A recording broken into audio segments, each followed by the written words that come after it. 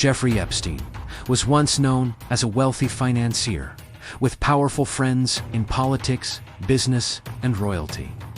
But behind the scenes, prosecutors say he was operating one of the most disturbing sex trafficking networks involving underage girls in modern American history. His 2019 arrest shocked the world. His death in a New York jail cell raised even more questions.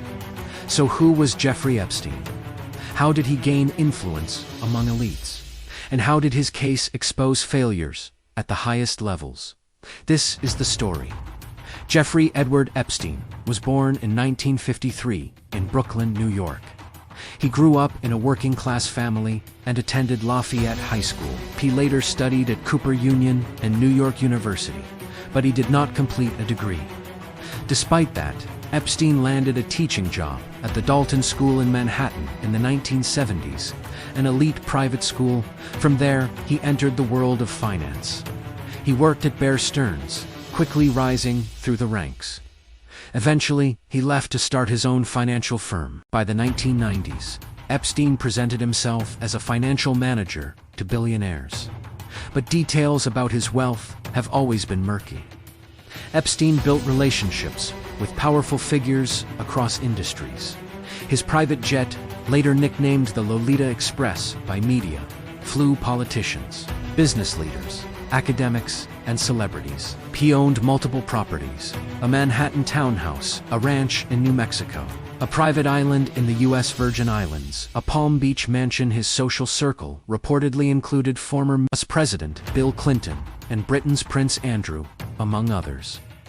These connections later became central to public interest in his case. In 2005, police in Palm Beach, Florida began investigating allegations that Epstein had sexually abused underage girls.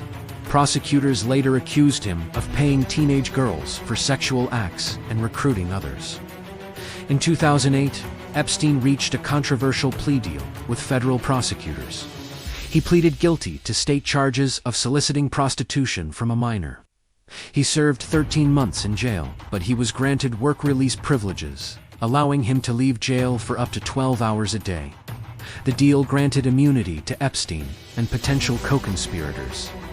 Many critics later called this agreement unusually lenient. More than a decade later, federal prosecutors in New York reopened the case. In July 2019, Epstein was arrested on federal sex trafficking charges involving minors. Prosecutors alleged he operated a network between 2002 and 2005 that exploited dozens of underage girls. Investigators searched his Manhattan mansion and reportedly found large amounts of cash, documents, and other materials. Public attention exploded. The case was now national and global. On August 10, 2019, Jeffrey Epstein was found unresponsive in his jail cell at the Metropolitan Correctional Center in New York. He was 66 years old. The New York City medical examiner ruled his death a suicide by hanging. However, multiple failures were reported that night.